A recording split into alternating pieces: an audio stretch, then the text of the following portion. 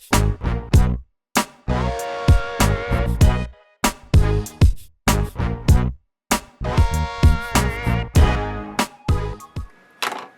everybody, it's Christina from Creations with Christina, and today we're just going to go over just a couple of things that I've found in the book, the manual for the Tags, Bags, Boxes, and More cartridge, and then I thought I would go ahead and just show you how to use the hide contour feature on maybe the square box that's on this cartridge. So first thing I just wanted to show you really quick, and these are just, you know, something that I thought was pretty cool, and let me zoom out a little bit, make it a little easier for you to see. Oh, zoom it in, wait a minute, let's zoom out. For the manual, I found on page 98 this longer label, and if you look at it in the blackout feature, it's just like the modern label punch from Stampin' Up. So if you're ever thinking about, wishing you had that punch, it's on the Tags, Bags, Boxes, and More under the blackout feature, which is on page 98. And then if you go to page 101, there's the blackout feature for this one is just like the word window punch. So just wanted to show you that. That was really just something I came across as I was flipping through the manual, deciding what I was going to do for my last video in the series. We're going to go ahead and do this box right here, which is on page 119, using our Gypsy. So I'm going to go ahead and zoom in one more time just so you can see the screen here. And I will show you how to use the hide contour feature with the box. So the box is located right here in my mat, or my keypad, so I'm just going to go ahead and add that to my mat. And you could do this a couple of ways by sizing it to be as big as you want for a 12 by 12 piece of cardstock. I'm just going to go ahead and use this button right here because I do this. This is what I find better, other than, trying to type in all different sizes on height to get the right size that would be the biggest for the mat. So let's put this at 8.5 inches. It's about as big as we'll get. I'm not sure. Sometimes when you do this on your using fit to page on your expression, the sizes will be a little different than what I show you on the Gypsy. So we're going to go ahead and we're going to do this using the regular cut. Well, actually, you know what? Let's delete this. We're going to do this on the blackout feature. So let me just go ahead and put the blackout feature, and we'll select our box again, and I'll put this at 8.5 inches. So let's see, 8.50 for 8.5, and there we go. So now what I'm going to do is go over to my Advanced tab and hit the Hide Contour, which is this little icon right here. And it might be hard to see, but all of these little boxes now, or these little sketch marks or etch marks where you would use to score your paper, is now going to, first one is highlighted in red, so I'm just going to go ahead and hit Hide.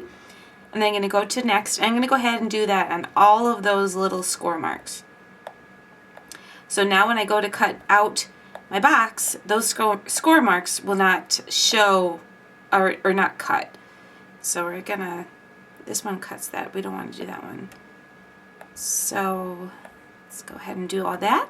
And I will cut this out and show you how to assemble the box.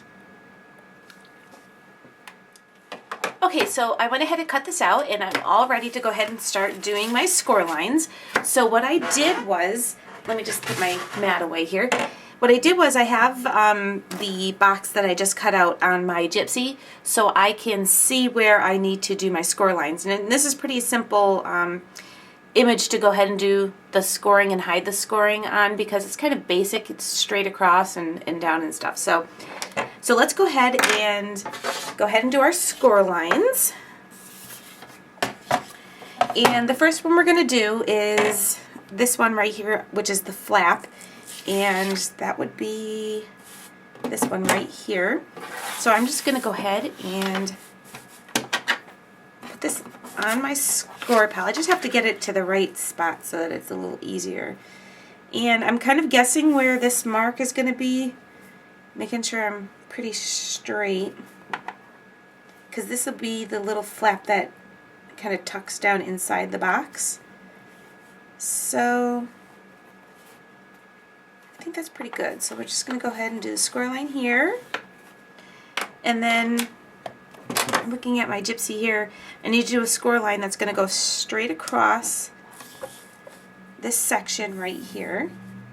So I'm going to line it up on my mat, or on my score palette, and just do a straight, and I wasn't even on the right line. So let me get to one that's a little easier to see. So that'll be this one right here. There we go. Alright, so that's our score line there. The next one I'm going to do is the one that's going to go straight across here. So I'm going to line this up.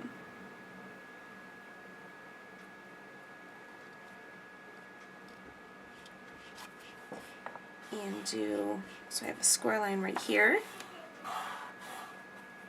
And then another one that goes right down here.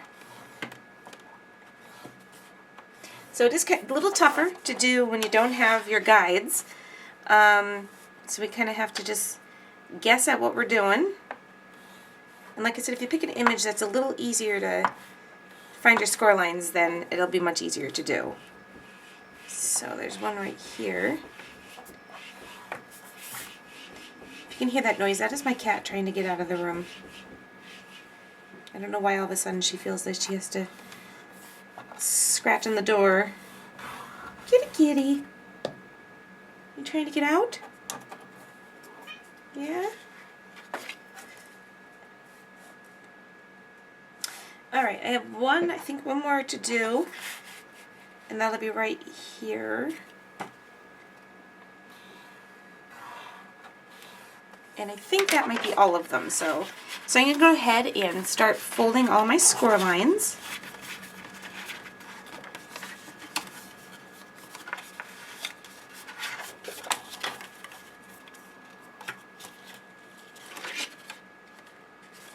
And this one I am way off. There we go. It's the one I messed up where I was scoring at. So there we go.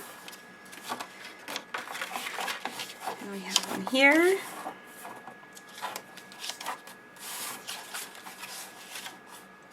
And I think, yep, I missed a score line on this one. This is the bottom flap that gets tucked in.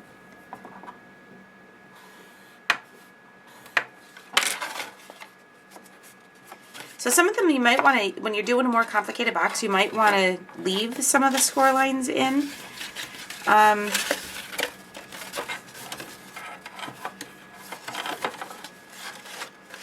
Just to make it a little easier. Alright, so I'm going to go ahead and I'll use my ATG gun for, whoops, sorry.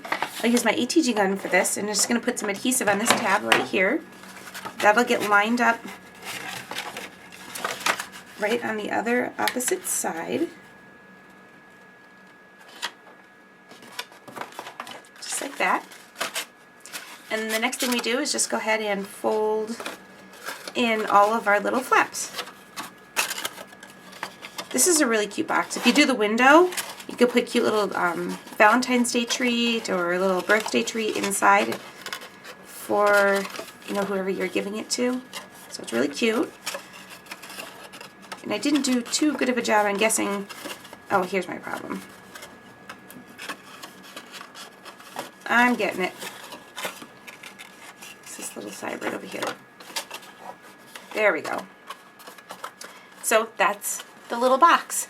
And like I said, it's probably some of the things you might want to leave some of your score lines to, so you know where you're folding at, because the more complicated boxes are a little bit harder to do. So, alright everybody, that's the last video for the Tags, Bags, Boxes, and More series. I hope you found this helpful, and if you have any questions, feel free to contact me. Thanks for watching another episode. I'll see you next time. Bye.